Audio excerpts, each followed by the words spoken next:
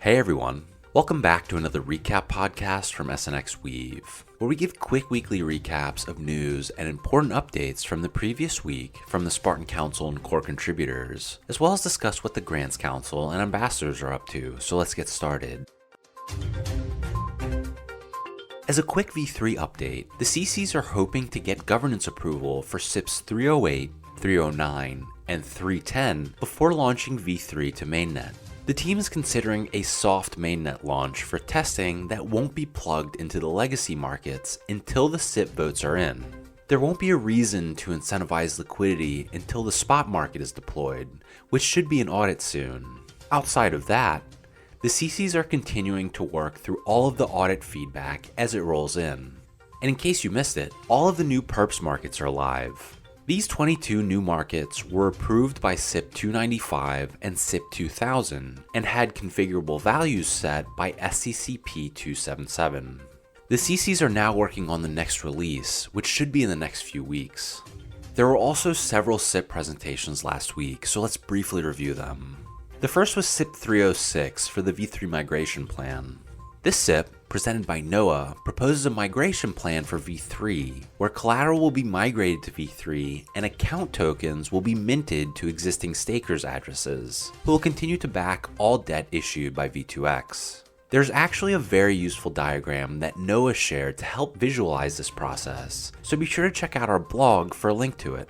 The primary goal of this plan is to minimize friction for stakers and to avoid disrupting the current usage of synths while allowing the system to benefit from the upgrade to V3.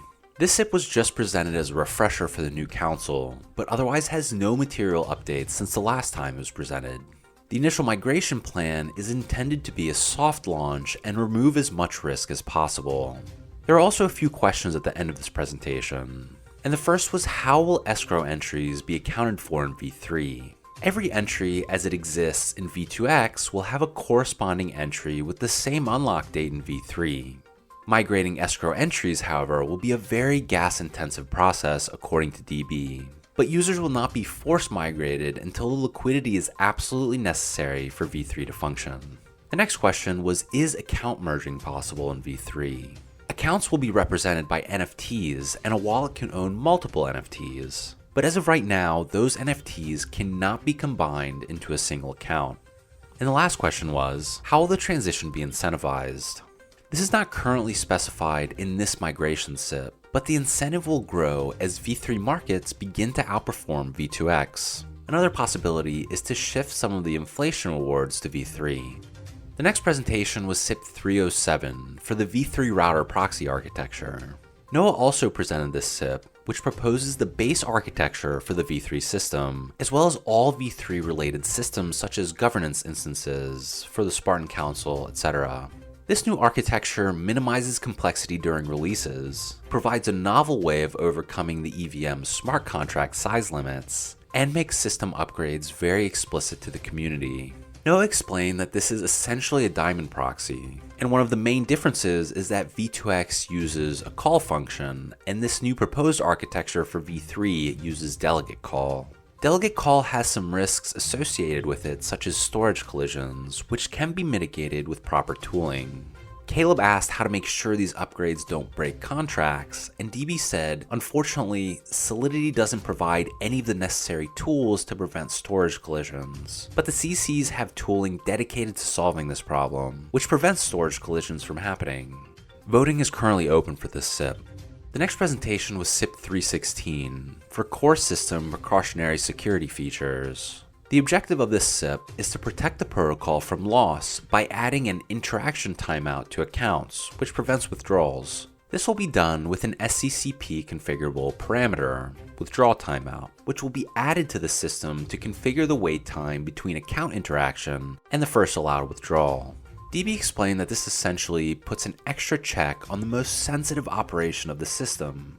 Additionally, it adds checks that allow disabling of most system functions in emergency situations. Similar to system status in V2X, it will allow the system owner to shut down protocol functionality in case of emergency. Adam asked if the withdrawal timeout will create friction for possible integrators. And DB said yes, it could create friction, but this isn't anything new. This has to do with the system collateral, i.e. staking, and the CCs are not aware of that being a target for integrators.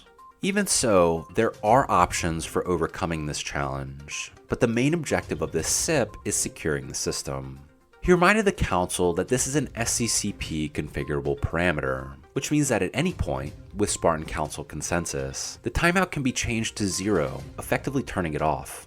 Terra asked who the owner being specified in the SIP is, and if the intention of the proposal was to give the PDAO any more privileges than they currently have. DB said the plan in V3 is to eventually do away with the PDAO and give ownership completely to the Spartan Council, and he clarified that the objective of this SIP is not to give the PDAO any more rights than they currently have in V2X. He has made changes to the SIP to reflect this clarification, and voting is currently open. The next presentation was SIP 2001 to pay DAO stipends from inflation. Artsy presented this SIP, which proposes paying the DAOs monthly stipends from inflation rather than from the Treasury Council's assets. Right now, council members receive a predetermined monthly stipend for their participation, which is currently paid manually by the Treasury Council. The motivation behind this proposal is to increase self-sufficiency for the DAOs in terms of operating costs and to better align stakeholders. Artsy explained that this SIP would also help set a benchmark for a terminal inflation rate to cover protocol expenses in perpetuity. It was decided on the call that the SIP would have to be a meta-governance vote. However, William87 already announced that his vote would be no, so this SIP will not be voted on this epoch. The next presentation was SIP 2002 for a revised volume source fee program. Proposed by Mike, this SIP will establish a program administered by the Treasury Council to reward synthetics integrators who drive volume through the protocol. This proposes a tiered system for volume rebates paid by the Treasury Council to integrators. Perps is not currently included in any volume source program, and this SIP intends to add that incentive via a program administered by the Treasury Council. Mike emphasized that this will provide a really strong resource to go out and start pitching other established protocols on getting synthetics added to their system. The next presentation was SIP 2003 for Perps v2 trading incentives.